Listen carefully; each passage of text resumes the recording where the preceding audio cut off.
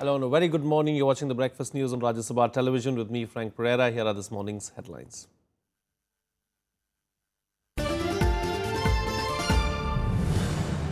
Landmark discovery for physics and astronomy. Scientists announce discovery of gravitational waves 100 years after Albert Einstein predicted it.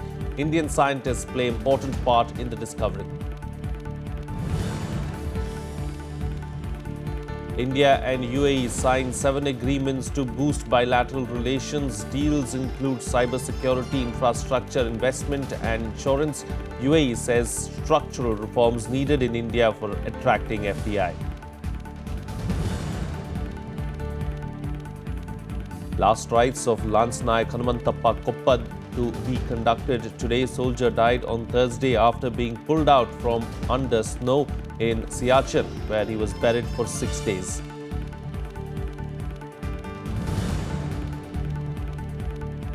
Odd-even formula to return to Delhi from April 15 for a fortnight. Chief Minister concedes public transport not capable of handling passenger rush. And world powers agree to cessation of hostilities in Syria. Halt won't apply to fight against terror outfits. Russia warns of new world war if Arab forces enter Syrian war.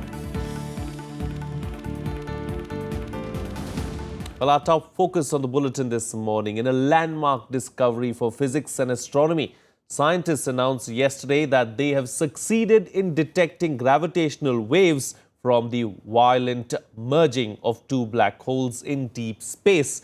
They say it is the culmination of decades of searching and could ultimately offer a window on the Big Bang. The detection has been hailed as a triumph for the billion-dollar physics experiment and as confirmation of a key prediction of Albert Einstein's general theory of relativity. Indian scientists have played an important role in this challenging quest. Here's a detailed report. Ladies and gentlemen, we have detected gravitational waves. We did it. An announcement that has electrified the world of astronomy. A team of international scientists has claimed to have finally detected the gravitational waves, the ripples in the fabric of space-time, that Albert Einstein predicted a century ago. The team of researchers said they detected gravitational waves coming from 2 distant black holes, extraordinarily dense objects that orbited one another, spiraled inward and smashed together. These waves, they said, were the product of a collision between 2 black holes roughly 30 times the mass of the Sun, located 1.3 billion light years from Earth. To make sense of the signal first heard on the 14th of September, the scientists translated the wave into sound. Did you hear the chirp? There's a rumbling noise and then there's a chirp. The discovery of these waves excites astronomers because it not only confirms Einstein's major prediction of 1915, but also opens the door to a new way of observing the cosmos. We can hear the universe. That's one of the beautiful things about this. We are not only going to be seeing the universe, we are going to be listening to it. Einstein would be beaming, wouldn't he? This is obviously a very, very special moment. As scientists, this is a project where thousands of human years were invested in, and now finally this goal presumably was reached and will take us now to a new era. The phenomenon was observed by 2 US-based underground detectors designed to spot tiny vibrations from passing gravitational waves, a project known as the Laser Interferometer Gravitational Wave Observatory, or LIGO. Indian scientists played a crucial role in the path-breaking project, including in data analysis. Several institutes, including Institute of Plasma Research, Gandhinagar, Inter-University Centre for Astronomy and Astrophysics, Pune, and Raja Ramanna Centre for Advanced Technology, Indore, were involved in the research. Their efforts were lauded by Prime Minister Narendra Modi. The discovery has even been likened to the breakthrough moment when Galileo took up a telescope to look at the planets. Bureau Report, Rajya TV. Joining me for a chat this morning to talk about this is senior scientist at the Vigyan Prasar TV, Venkateshwaran.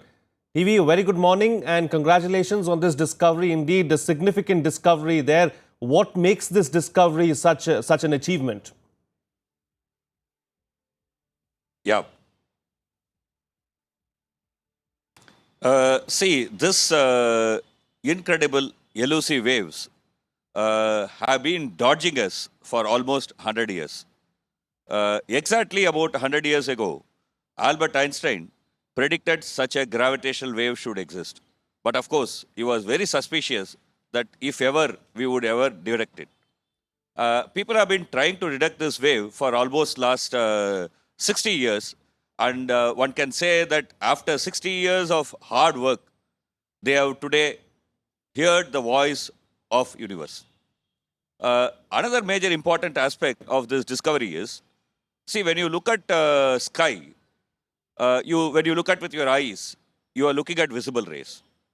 You can also use a radio telescope or other kinds of telescope which can detect electromagnetic wave. But the electromagnetic waves from the universe is available to us only after 4 lakh years of Big Bang. So what happened between Big Bang and the first 4 lakh years is a mystery which cannot be solved by our usual telescopes. Indeed. But whereas this gravitational telescope can show us what is there. The next important part is, today scientists are saying that out of the whole universe, only 4% is visible universe. Remaining 96% is dark matter and dark energy. If you want to explore that 96%, this gravitational wave astronomy has a great potential. Indeed. Indeed. You know, you've put it very in easy terms for us to understand, but we also understand that the Indian scientists have played a significant part in this discovery. Can you elaborate on that?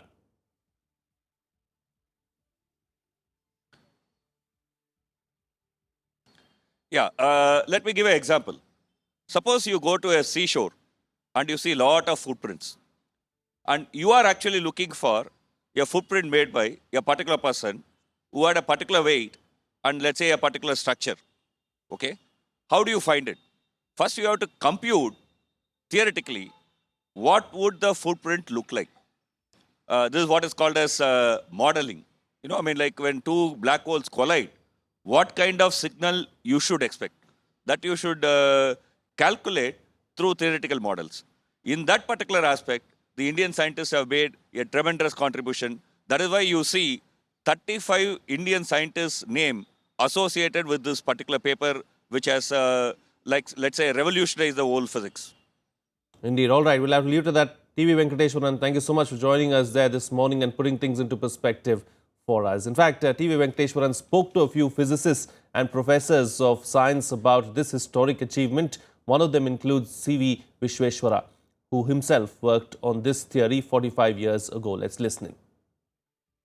We have with us Professor Viscera, who has a very key role in this historic day when for the first time we have the concrete evidence, direct evidence of gravitational wave.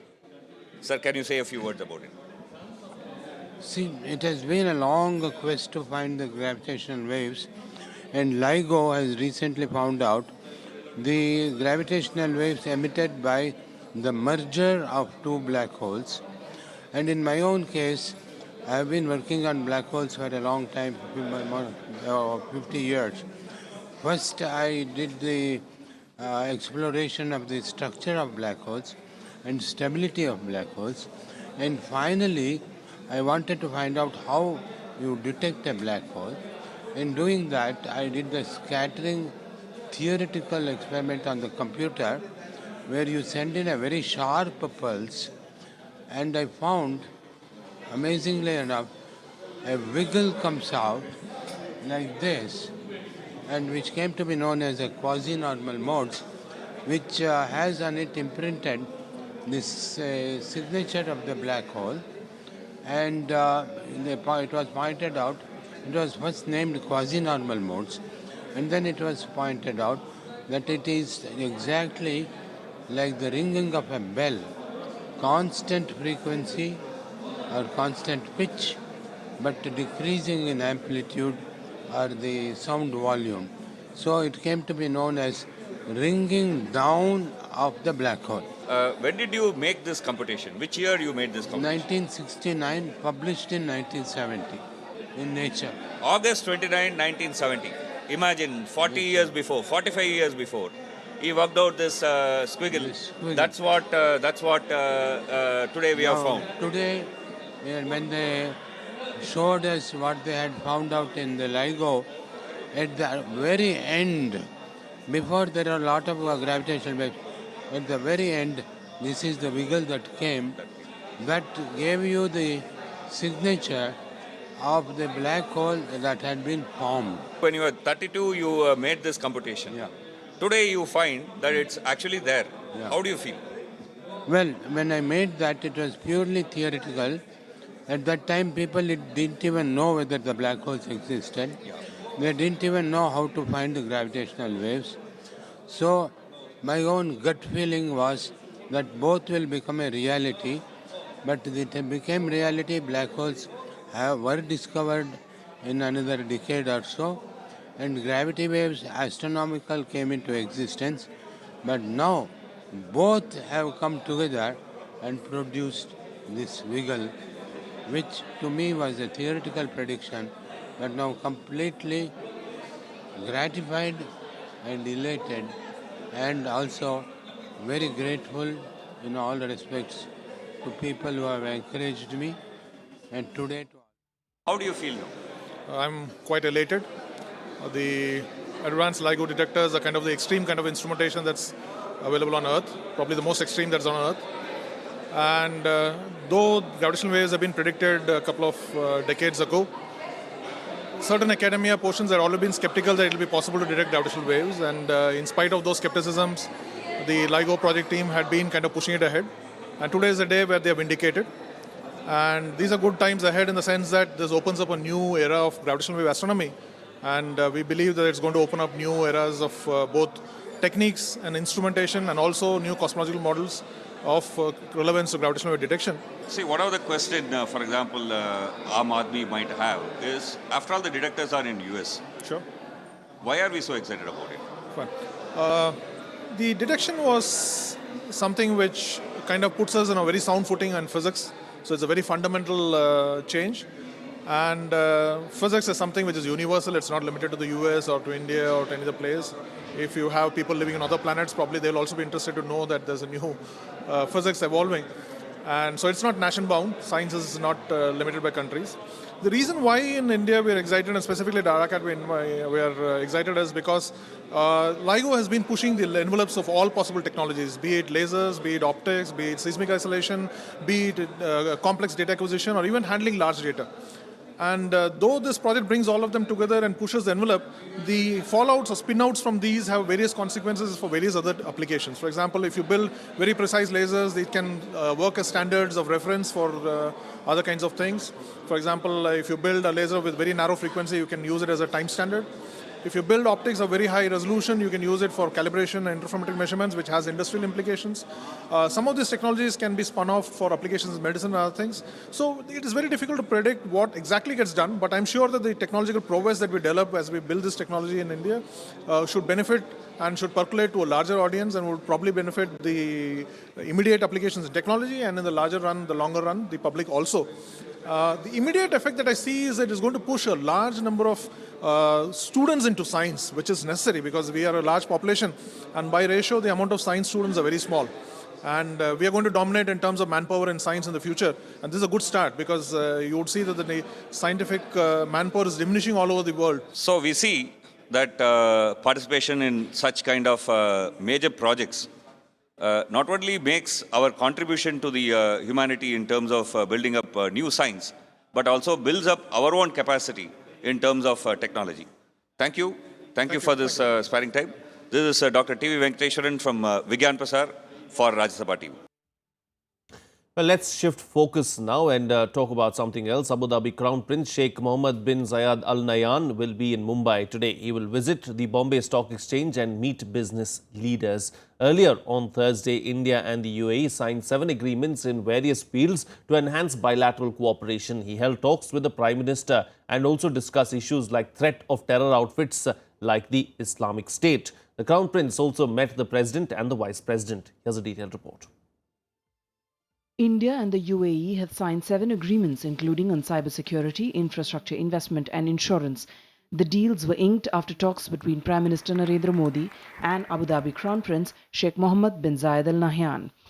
At their restricted as well as delegation-level talks in Delhi, the two leaders deliberated extensively on combating threat of terrorism, including from ISIS, and explored ways to enhance bilateral cooperation and counter-terrorism, maritime security and defense. Soon after the meeting, Prime Minister Modi tweeted, "Productive interaction with His Highness Mohammed bin Zayed Al Nahyan, avenues of India-UAE cooperation are immense." The pact on cyberspace will provide for greater synergy between security agencies of the two countries to combat efforts to radicalize youths through online platforms, besides checking activities of terror groups. Expanding economic engagement, particularly in oil and renewable energy sector, and increasing the UAE's investment in India was a major focus area at the talks. Another pact was signed for creating a framework for facilitating participation of UAE's institutional investors in India's infrastructure sector, while a separate agreement provided for cooperation in the insurance sector. But as India eyes investment from the UAE, it has sought more structural reforms and an attractive climate for absorbing foreign direct investment. Anwar Gargash, the UAE's Minister of State for Foreign Affairs, said, and I quote, "It is important to have structural reforms in India. If you look at the FDI in India, it is not very large in comparison to the size of the Indian economy and its potential." A pact between Dubai Economic Council and Export-Import Bank of India will be signed today in Mumbai when the Crown Prince of Abu Dhabi visits. The UAE has also sought India's cooperation for the first interplanetary expedition slated to be launched in 2020 after the success of ISRO's Mars Orbiter mission. Later in the day on Thursday, the Abu Dhabi Crown Prince also met President Pranab Mukherjee and Vice President Hamid Ansari. The President also hosted a lunch for the visiting leader. Bureau Report, Rajya TV. Moving on to some unfortunate news now. Death had the final say as Siachen braveheart Naik Hanumanthappa Koppad on Thursday. 3 days after he was miraculously rescued alive from beneath tons of snow, Naik Hanumanthappa passed away in hospital in the morning from what doctors termed complete organ failure. Tributes and condolences for the martyr poured in from all across the country. His last rites will be performed today in his home village in Karnataka. A sorrowful end to the hope that flickered when Naik Hanumanthappa was pulled out from under 35 feet of snow on Siachen Heights on Monday.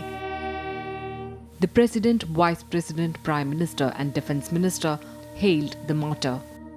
It is a sad day for all of us. It is a sad day for the unit, 19 Madras, to which he belonged. It is a very sad day for the family to which he belonged, his wife, his other folks, his next of kin. He was a brave soldier who battled it out in the ice, buried under the snow for 6 days and then 3 days in the hospital. सबसे पहले तो मैं उनकी बहादुरी को salute करता हूं और अपनी श्रद्धांजलि अर्पित करता हूं और साथ ही ईश्वर से मैं प्रार्थना करता हूं कि उनके परिवार के सदस्यों को और उनके मित्रों को, उनके शुभचिंतकों को और इस देश को इस कष्ट को सहन करने की क्षमता प्रदान करें.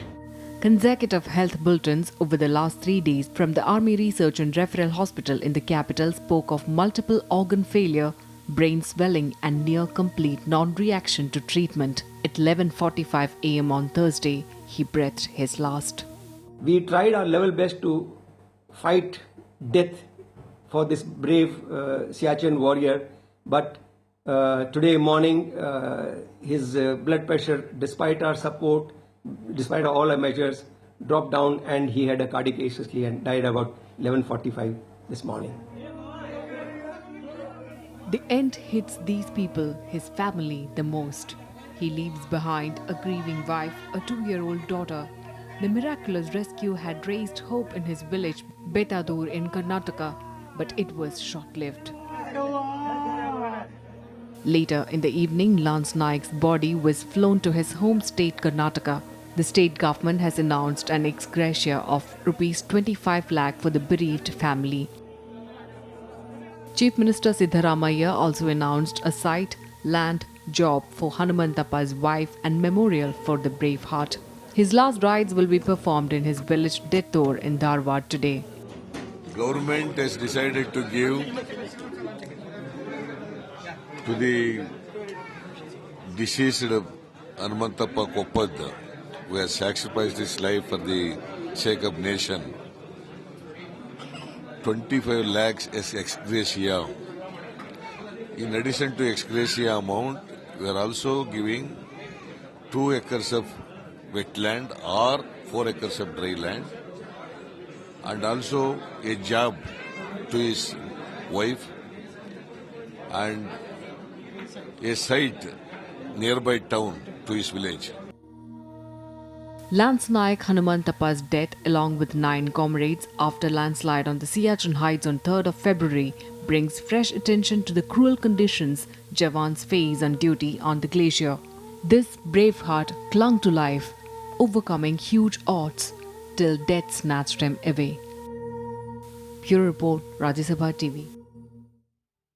And moving on now, phase 2 of the odd-even formula for vehicle rationing in Delhi will begin on April 15th. The announcement was made on Thursday by Chief Minister Arvind Kejriwal, who also said that the government is seriously considering making a fortnight fixture every month. The second phase of the odd-even vehicle rationing scheme has been announced in Delhi. Women, VIPs and two-wheelers will remain exempted from restrictions. तो अगला phase हम लोग 15 अप्रैल से चालू कर रहे हैं. 15 अप्रैल का कारण है कि 12 अप्रैल को बोर्ड के एग्जाम खत्म हो रहे हैं, लार्जली खत्म हो रहे हैं. एक एग्जाम 22 अप्रैल को भी है, पर वो बहुत माइनर सा छोटा सा है. तो 15 अप्रैल से 30 अप्रैल तक अगला फेज 15 दिन का चालू कर रहे हैं. The AAP government said that an overwhelming majority of respondents are in favor of reintroducing the scheme. In fact, the Delhi government said they are seriously deliberating the idea of enforcing the scheme every month for a fortnight. The Chief Minister, however, admitted that the city's public transport was not capable of handling the passenger rush. This time around, retired defence personnel will be recruited as traffic enforcement inspectors. तो लगभग 500 retired defence personnel को employ किया जा रहा है as traffic inspectors. Traffic enforcement inspectors के तौर पे उनको रिक्रूट किया जा रहा है. 15 अप्रैल तक उनका रिक्रूटमेंट पूरा हो जाएगा और उनका ट्रेनिंग भी हो जाएगी. और 250 के करीब एनफोर्समेंट की टीम्स इन डिफेंस वालों की लीडरशिप में बनाई जाएगी. The Chief Minister said that the government is procuring 3,000 new buses, including 1,000 luxury ones, which will be fielded by December as part of efforts to ramp up public transport. The government is also looking to construct a 2-floor elevated bus rapid transit corridor to augment transport infrastructure. स्वच्छ वायु होनी चाहिए, इसके लिए दिल्ली का pollution ठीक हो, इसके लिए हम सब लोग कटिबद्ध हैं. लेकिन सरकार जिस तरह से बैकडोर के तरीके से काम कर रही है, मुझे लगता है कि इनकी नीयत साफ नहीं है. और वो इसलिए कि दिल्ली के अंदर से बड़ी मुश्किल से ब्लू लाइन कल्चर खत्म हुई है. Odd even began basically for pollution, to get rid of pollution. I think the Kejriwal government has just closed its eyes and ears as far as pollution is controlled. The formula was first implemented between January 1 and 15 after pollution levels in the national capital reached alarming levels. Bureau Report, Rajasekaran TV.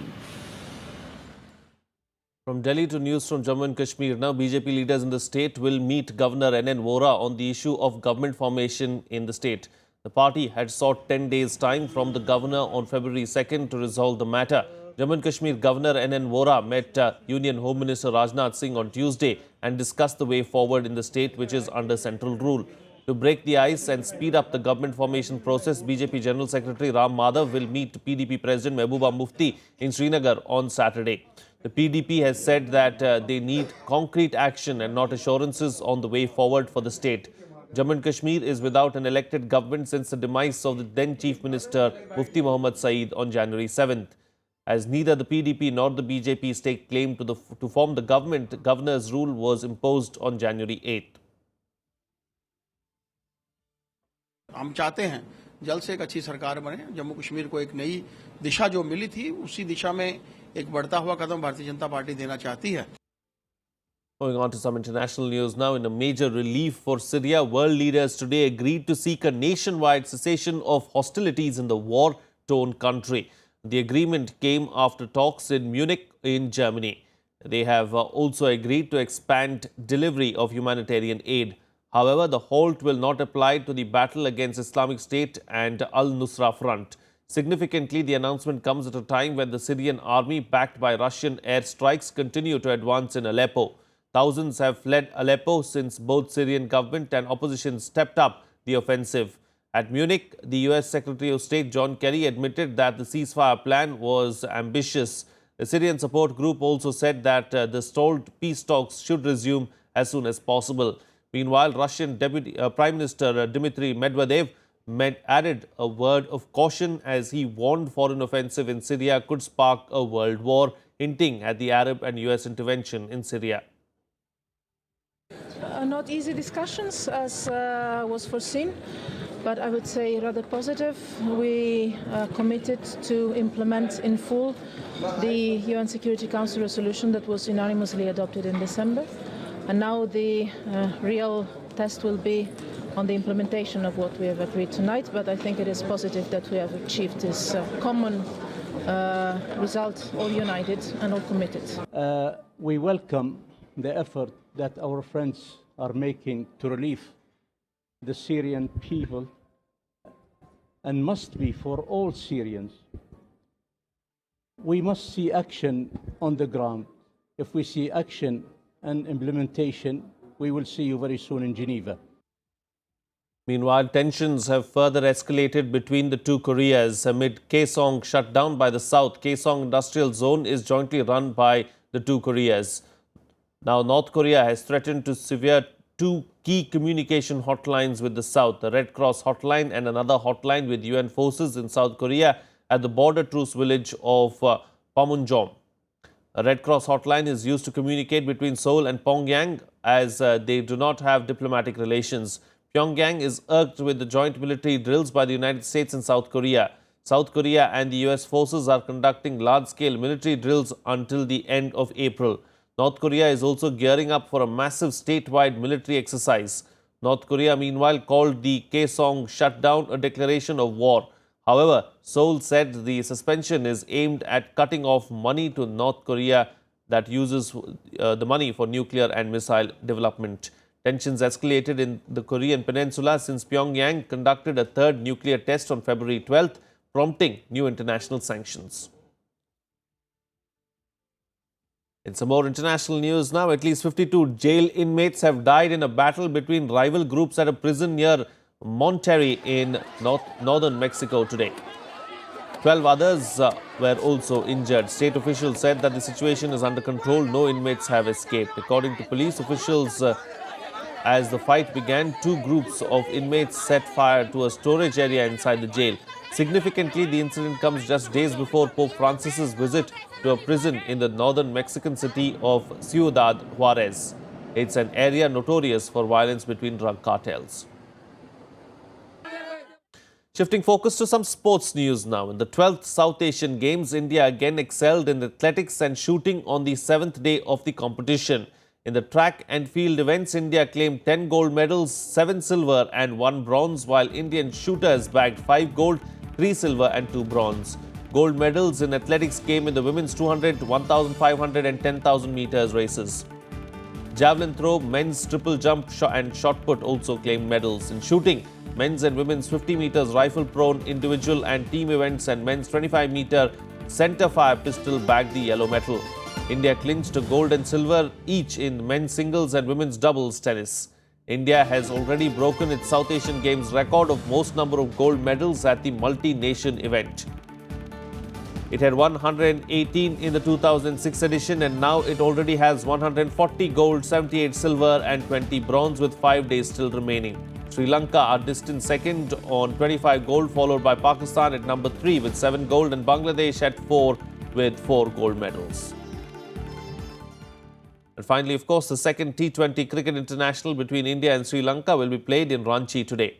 Shocked by an inexperienced Sri Lankan side in the first match, India would aim to regain their winning touch and keep the series alive.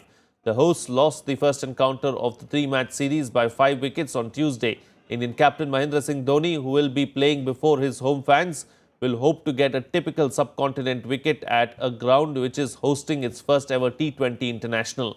The Indian squad is likely to remain unchanged, but left-arm pacer Pawan Negi might get a chance to make his debut. Well, that's it on this edition of the Breakfast News. Have a good day.